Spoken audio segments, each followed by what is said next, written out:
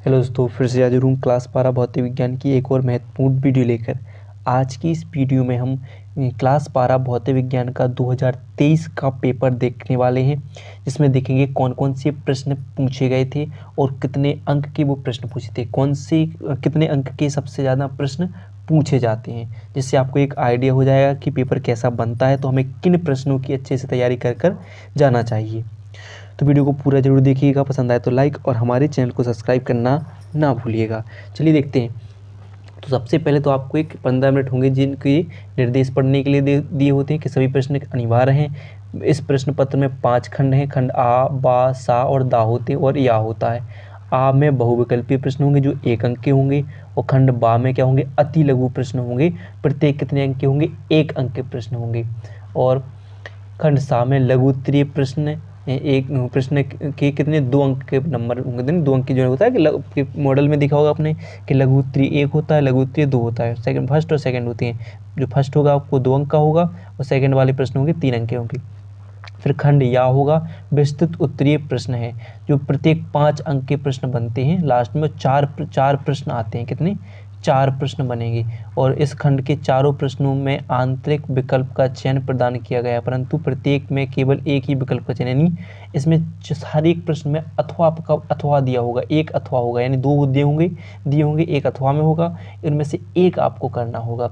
प्रश्न पत्र में प्रयुक्त प्रतीकों के सामान्य अर्थ, यानी लास्ट में आपको सभी की मान, यानी प्रत्येक की मान, जैसे बोलेगा कि निर्वात में प्रकाश की चाल का मान, यानी सी का मान, एच का मान, इन सब का मान दिया होगा, जिससे आपको न्यूमेरिकल आए तो उसमें लगाने में आसानी हो जाए। चलिए देख लेते हैं। तो अगले साल कौन कौन से विकल्प पूछे गए थे वो देखते हैं।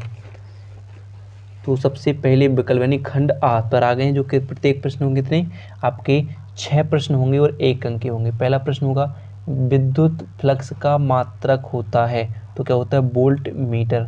ठीक है। एन टाइप अर्धचालक होता है तो विद्युतीय उदासीन होगा। ठीक है। अगला प्रश्न है विद्युत चुम्बकीय तरंगें होती हैं तो कैसी होती हैं, केवल अनुप्रस्थ होती हैं। और किसी यानी प्रिज्म में से गिरने के पश्चात प्रकाश के किस रंग का विचलन न्यूनतम होता है, तो लाल रंग का होता है। और हाइड्रोजन परमाणु के 2 लगातार कक्षकों के बीच इलेक्ट्रॉनों का कोणीय संवेग का अंतर कितना होता है, h/2π का होता है।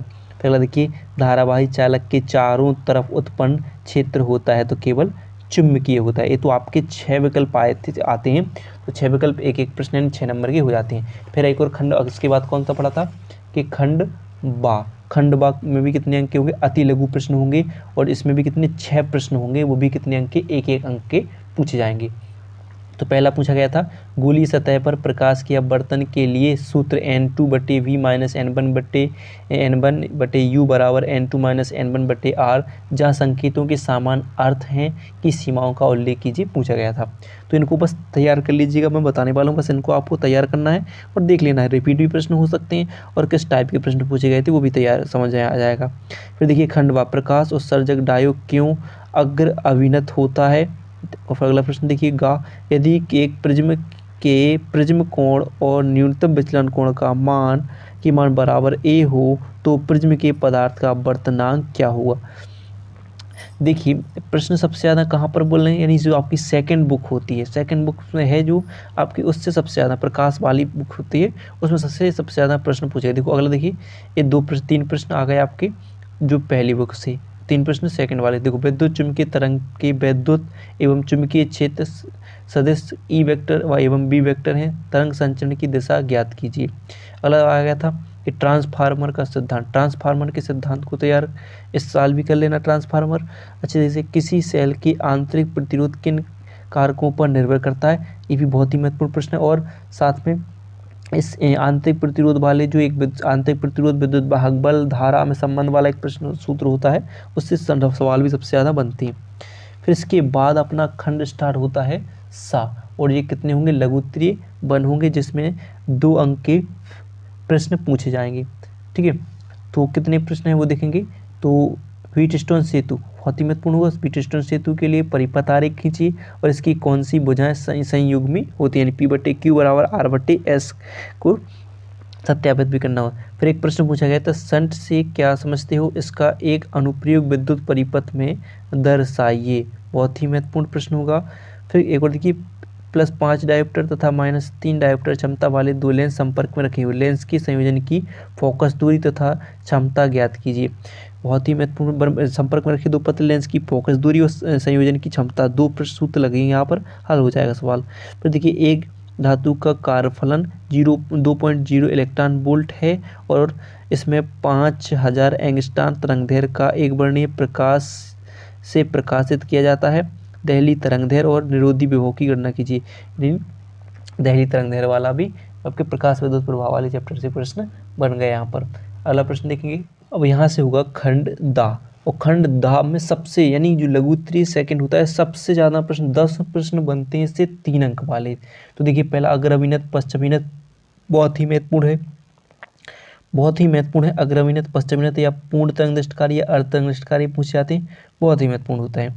फिर आगे दिखाइए कि हेनरी बटे फेराड 1/2 यानी हो जाता है, प्रतिरोध को प्रदर्शित कीजिए। अगला पूछा गया था, दिए गए परिपथ में प्रत्येक प्रतिरोध में धारा की गणना करने के लिए पूछा गया था। फिर पूछा गया था, आमिश्रित अर्धचालक क्या होते हैं। अर्धचालक की चालकता पर आमिश्रण तथा ताप के प्रभाव को स्पष्ट कीजिए। बहुत ही महत्वपूर्ण प्रश्न है, ये भी अर्धचालकों को भी तैयार कर लीजिएगा। फिर अगला पूछा गया था, एक प्रोटॉन तथा एक अल्फा कण समान विभवांतर तक त्वरित किए जाते हैं। पी तथा अल्फा से संबंधित डी ब्रोगली तरंगदैर्घ्य के अनुपात ज्ञात कीजिए। ये प्रश्न पूछा गया था। फिर देखिए, अगला प्रश्न कितने हो चुके हैं, 3 अंक वाले। तो यहाँ पर तो 1 2 3 4 5 प्रश्न हो चुके हैं। फिर इसके बाद देखिए, यहाँ पर देखिए, और ये प्रश्न नंबर 5 का देखिए, यहाँ पर भी 6वां प्रश्न है जो आपका 3 अंक वाला। तो 9I तथा 4I तीव्रता की दो तरंगों की परिणामी तीव्रता ज्ञात कीजिए जब तरंगें कला सम्मत तथा कला असम्मत हो।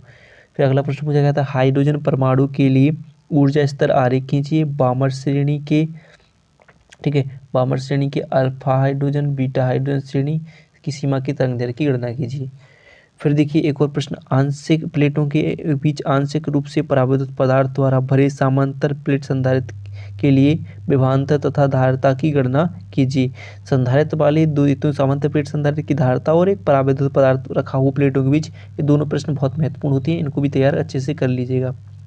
फिर अगला पूछा गया, दिए गए परिपथ में ज्ञात कीजिए प्रतिरोध पर विभव, परिपथ में धारा और प्रेरकत्व तथा धारिता, यानी जो क्या होगा, धारित्र के विभव के बीच कालांतर ज्ञात करना था। अगला प्रश्न पूछा गया था कि भंवर धाराएं बहुत ही महत्वपूर्ण प्रश्न है यूपी बोर्ड 2024 के लिए भी, यानी कि 2 अनुप्रयोग भी लिखने के लिए आ जाएंगे, या अथवा में कह सकते हैं विद्युत चुम्बकीय प्रेरण क्या से क्या तात्पर्य है, इस पर आधारित 2 युक्तियों के नाम लिखने के लिए पूछे लिए जाएंगे। फिर अगला प्रश्न देखेंगे, 5 अंक के पूछे जाएंगे। अब तो एक तो स्पष्ट होगी कि 10 प्रश्न 3 अंक के पूछे जा रहे हैं, तो 3 अंक वाले प्रश्न अच्छे से तैयार कर लीजिएगा।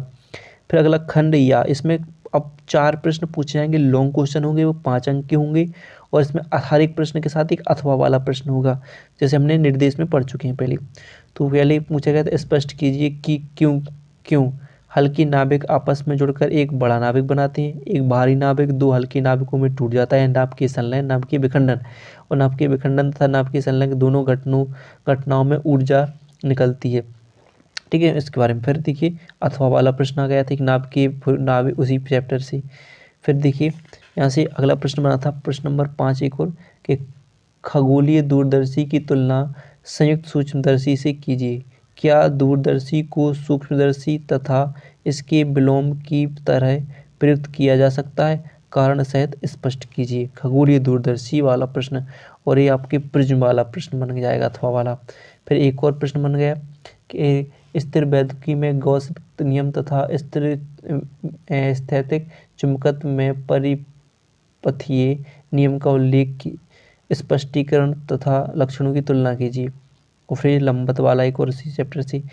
तो ये प्रश्न टोटल आपके 8 प्रश्न, और एक लास्ट में एक और 9 प्रश्न पूछे जाते हैं, और 9वां प्रश्न भी एक सवाल है, और लास्ट में अगर सवाल ना आए तो ये प्रश्न एक अथवा वाला है सबसे महत्वपूर्ण, कि अनंत लंबाई के समांतर धारावाही तारों के बीच लगने वाले बल का सूत्र स्थापित कीजिए। तो पूरे के पूरे 9 प्रश्न पूछे जाएंगे, और लास्ट में आपको क्या दिया होगा, एक ऐसे भौतिक नियतांक दिए होंगे जिनकी आपको मान यहाँ पर लिखे होंगे। जब जैसे भी आपको सवाल में ज़रूरत पड़े तो आप इनको से उनके आंसर यानी इनके मान लिख सकते हो। तो वीडियो पसंद आए हो तो वीडियो को लाइक और चैनल को सब्सक्राइब करना ना भूलिएगा।